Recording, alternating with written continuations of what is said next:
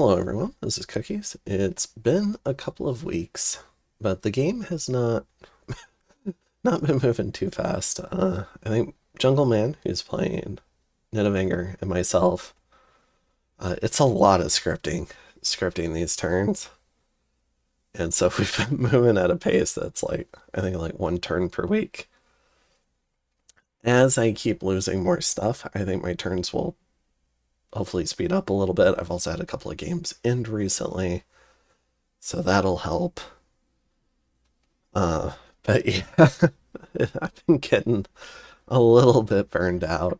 Um, but should be able to stick it through for this, and then if I'm just in like an early game or two for whatever new games are starting, that won't be very much time, and I'll have plenty of time to recover. But we've started picking up some blood magic. Everyone's got a lot of nines, so research is kind of done. That said, yeah, let's go ahead and dive into this one. It looks like we had another astral disruption go up.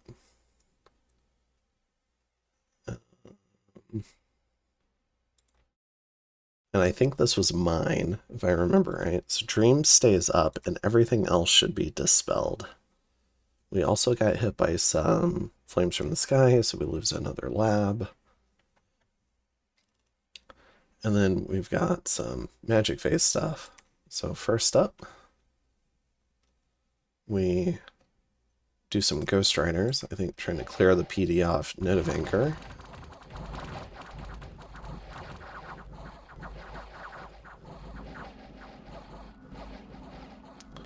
I probably need to get back to doing Ghost Rider stuff.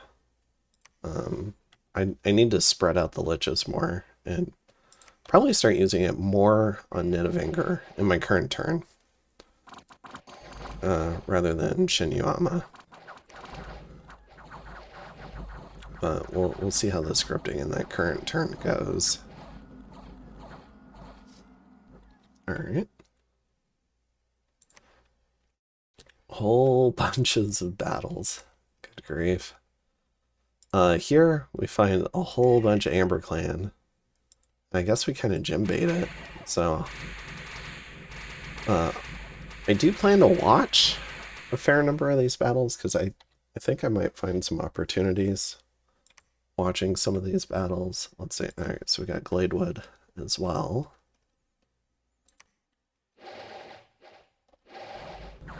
Where we got the Fenris pelt that we gave away. That went up. Alright. So we only get 2 whites there. That's definitely not worth 5 death gems.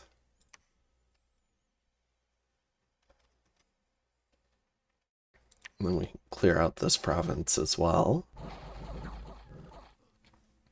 Alright. And then it's time for us to get bombarded a bit. So this is Snowford. Got one of our armies. There's a big bombardment. I'm not sure if that was 1 or 2 casts, but it deleted a lot of the army. Yeah, we lost 565 things. No Furies were killed. We lose 16 of the carcasses, though. And we lose 1 mage. So, I mean, it hurts. This is probably about what we generate in a turn. So, it's definitely wearing me down. Then we get hit again.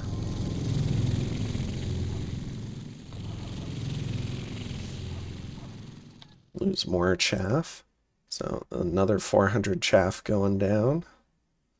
But, I mean, these plays are going to get a little less effective as the war drags on, because I'm just going to have...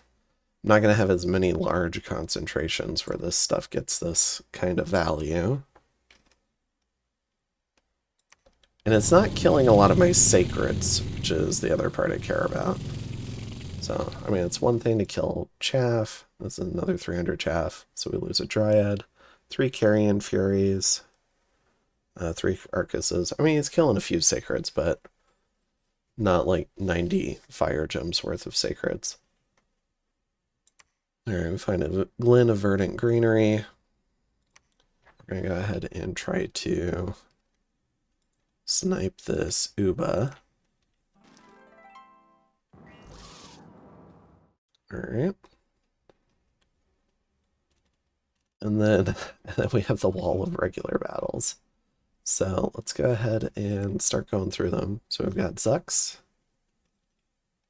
A little bit of a raid here. Going up against some PD. We do have a little band of Sacreds as part of this raid and some Carrion Furies.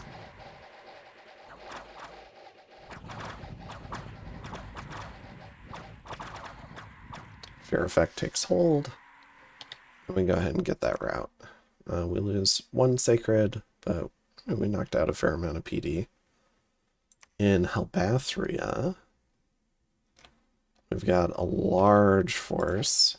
There's this guy with a few Earth Gems, this guy with a bunch of Fire Gems. So we've got a big Firestorm trap. Alright, but I mean, we've got a line of Sacreds here. We've got some Carrion Bears and Elephants, or Behemoths. And then we've got a bunch of other stuff, so we'll see how we do. These big blocks of Dieback are a pain in the ass to get through. So we got Firestorm, we got a Howl, Rigor Mortis, Foul Vapors.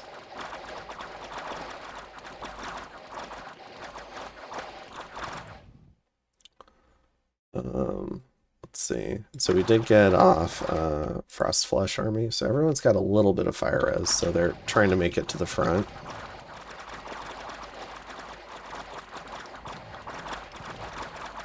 Trying to get to this Firestorm caster. There we go. Now we're in good shape.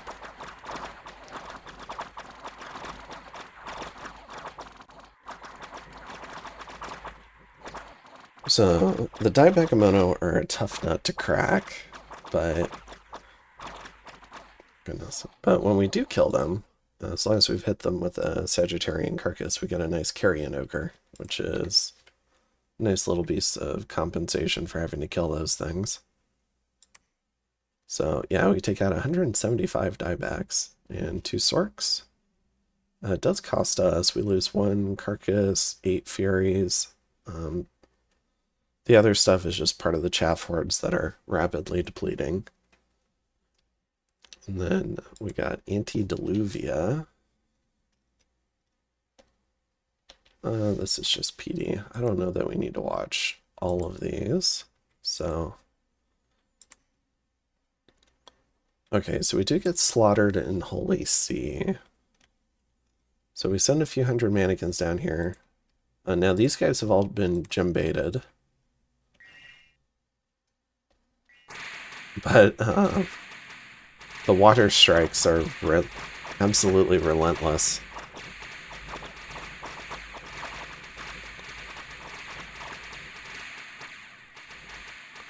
Very hard to kill a strong contingent of water mages in the water. Okay, so that was here. So we lose a couple hundred things there. We find this army. This army's got a lot of mage support. So in Winter Peaks. Not sure if we trigger gem usage here. Yeah, we do. Alright. So he does Hail of Burning Embers and I think the Envenom Arrows one. So I think... No, just the Hail of Burning Embers. Alright.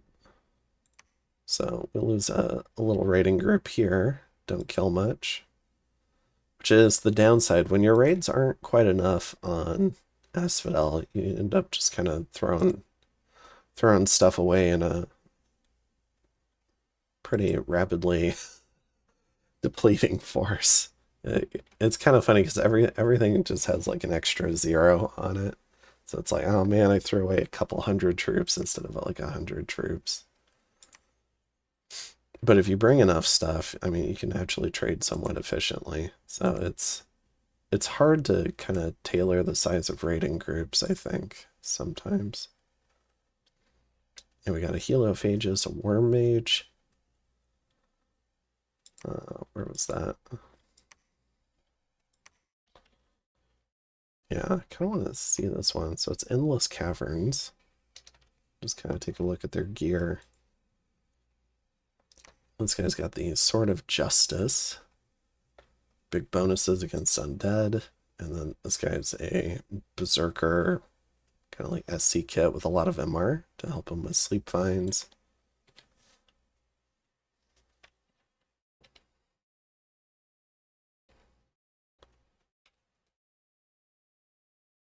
Having a dieback probably burninate a lot of our mannequins.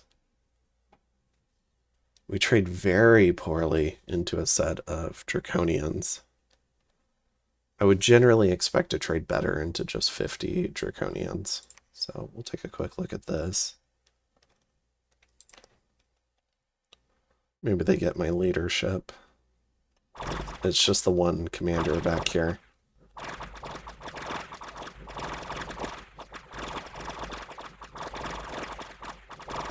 Yeah, so the commander dies and everything dissolves. I think I would have traded in better if the commanders hadn't gotten killed. We lose an army here. Yeah, including 32 sacreds.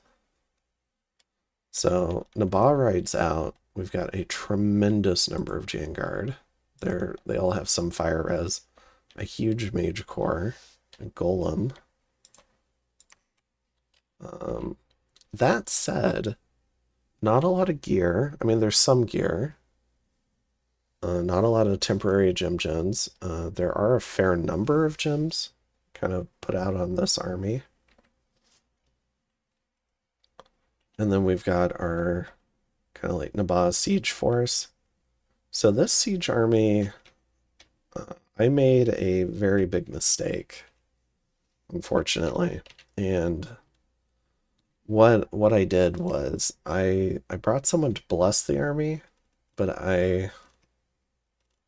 and this is a big argument for taking 10 fire res on an Asphodel bless, but I forgot to bring the water mage to paint the Frostflesh army for the army.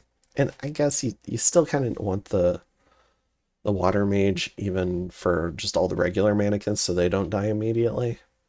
But yeah, I completely screw this up. So they're only going to have 5 fire res going into this barrage of fire evocations, and that's just not enough.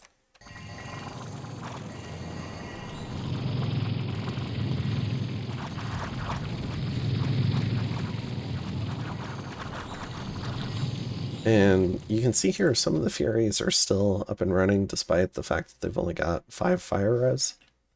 But all the mannequins around them are going to HP route them because they're all just vaporizing because they've got nothing.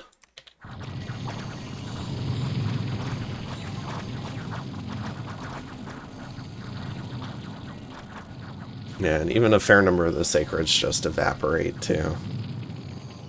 So this army is a logistics error on my part because I didn't bring the water mage it needed to put up serious resistance because they might have been able to kill some stuff. That said, if you're fighting like almost 1-to-1 as Asphodel, you're probably in for a rough time. But, you know, maybe our Sagittarian carcasses, they would have struggled against all the Jangard, but maybe they could have sniped a couple more mages.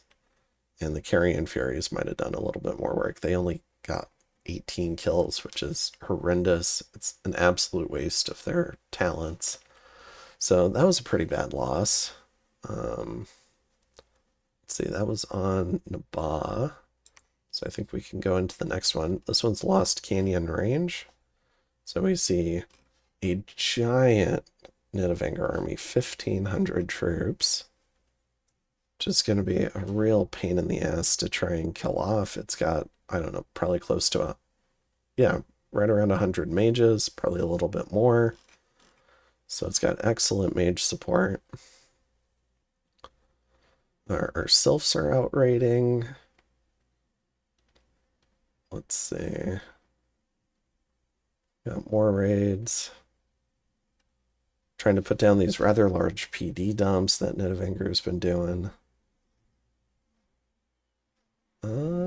Okay, we have like two raiding groups run into pretty well supported. Like this is a PD dump with mage support.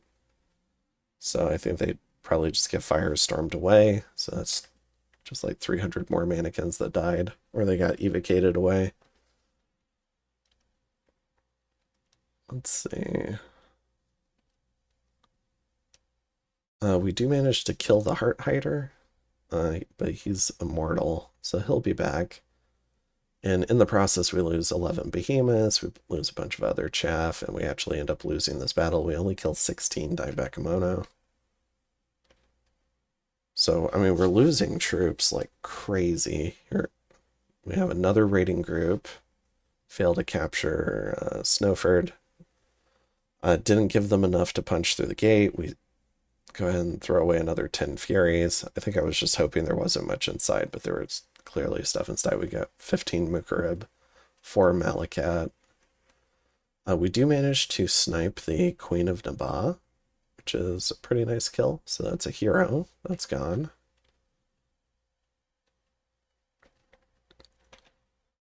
I suppose we can watch that one. Yeah, I mean, this is just not enough stuff for taking out this little mage core. We do bring this guy in, I think, to do Foul, maybe some other stuff. I guess Foul Vapors. A bunch of fire elementals.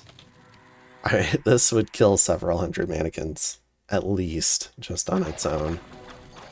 So at least we get a bunch of fire gems out of this army. I mean, look at all these fire elementals we forced out.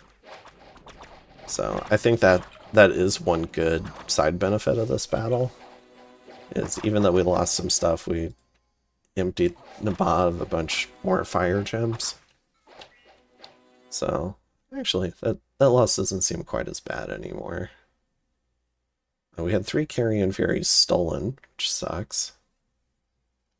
Our Carrion Lord gets killed, which also sucks. But thankfully our mage losses so far have been reasonably low.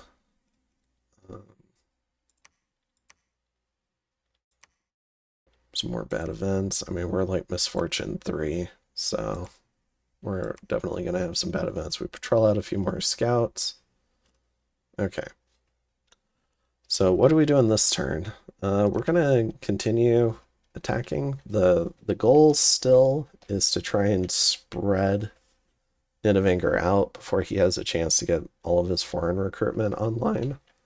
So we're going to just random attacks all over the place wherever we can manage. Try and get into Sea of Carassos. Try and like blow up temples. That's also a nice benefit, but we're not going to explicitly only target temples. That makes it too easy to set up counter raiding. We're going to try and take Witch's Copse, which apparently leads into our cave. It's another little cave entrance I keep forgetting about. And maybe he's been forgetting about too, but yeah, we're going to try and take this. We're going to try and maybe put a throne under siege, force him to like relocate some stuff, try and strike through the Machaca region. Let's see. So yeah, I mean, we've got this gigantic Nidavangr army on Lost Canyon Range, but there's not a lot of supporting raiding groups going on around that army.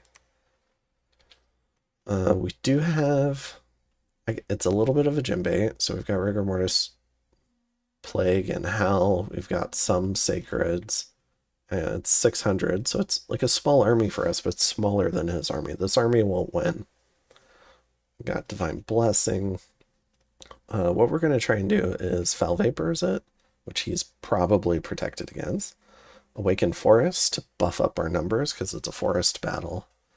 And we're going to spam out Winds of Death and see what kind of attrition we can cause to it. So that's the goal there. And then, let's see. And I don't think 1500 is, unless he brings Gate Cleavers, is enough to crack Melma. Although I forget if I save this right at the very end of the turn, but we might put up iron walls this turn, or we might put it up next turn. I forget. Because I'll just tell you right now, the army is intending to try and take our throne to prevent us from winning the game. And then we're moving a bunch of stuff onto this throne. So we got Frostflesh Army, we've got Rain, Army of Giants, moving a bunch of new stuff out. So we've got Hell, Rigor Mortis. We have a second Frostflesh Army. However, we've got a bunch of Sacreds. We make a really stupid decision here. So we've captured the redundancy that we might want for Frostflesh Army, but we've neglected to bring a Holy 3.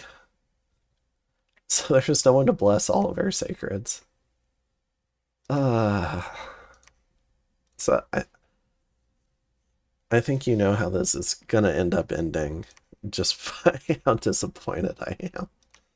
But yeah, we apparently did not bring a Holy 3. The Holy 3 we probably should have brought is iFlight, but he's going to Green Coast here. But yeah, I think Moriana might have been able to make it here, but we pulled her to go to this battle, which we're probably almost certainly gonna lose. So what do we do? So stupid. And to top it off, this army, while it's got a Holy 3 that's at least trying to get there, this army forgets to bring the Frostflesh caster. So if Nidavangr firestorms, we're not going to be able to properly protect our army.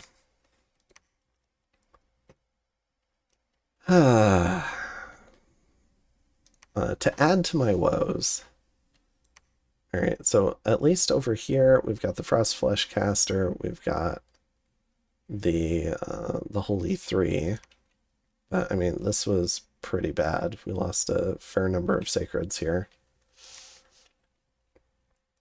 But yeah, the scripting was not great right in here. That is for sure. We send a bunch of stuff. This is too big of a raid to go into Gladewood, into a firestorm trap, to not provide mage support. We should have only sent a couple of packs of troops. So that was stupid. So yeah, we're making a lot of scripting mistakes in this particular turn. And I think we're at about 23 minutes. If I go to the next one, it'll probably be like 40 minutes. So I think I might stop here. But I think you can see why our army graph is going down. It's a lot of scripting mistakes. Not having enough mage support. That's something that we could have tried to work on maybe more throughout the game, is using our water gems to get more water mages to try and support our army, aside from just gold, because we were pretty gold constrained for a large part of the game. So could have done more. Yeah, we do have some mundane graphs. So you can see the gem income, research, army size. The province graph is at least moving in the right direction. So we're sacrificing a lot of troops, but we're at least gaining ground. And then when it comes to the globals, we're at just dreams, which is pretty nice. Now that does mean that somebody's probably going to put up Purgatory again, and I'm not ready to cast it myself, so a little bit of a screw up there. But I don't know. We'll see. We'll see how we do. We are continuing to try and pressure everywhere. Hopefully some of the nations will crack, and maybe we can overwhelm them, and then we can move those forces to attacking other players again. So we've been slowly pushing in on Shinyama. They've been a very tough nut to crack, though. And then we've been trying to find breakthroughs against Nidavangr, but they are extremely strong at this point in the game, so it's been very difficult. And I think that's it for this one. So I'll go ahead and end this episode, and I will see you guys in the next one. Have a good one.